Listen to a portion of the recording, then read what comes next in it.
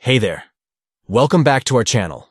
Today we're going to show you how to enable video autoplaying on Facebook on your PC with the new update. Follow these simple steps to make sure you never miss a video again. First, open your Facebook account on your PC. Next, click on your profile picture in the top right corner of the screen. This will open a drop-down menu. Now select Settings and Privacy from the menu and then click on Settings. This will take you to your general account settings.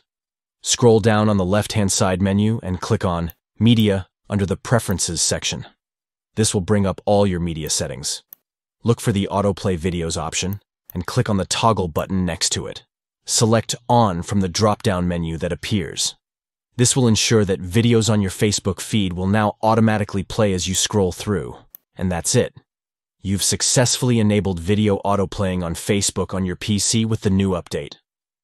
Now you can sit back, relax, and enjoy all the videos that come your way without having to click on each one individually. Thanks for watching, and don't forget to like and subscribe for more tips and tutorials on all things social media. See you next time.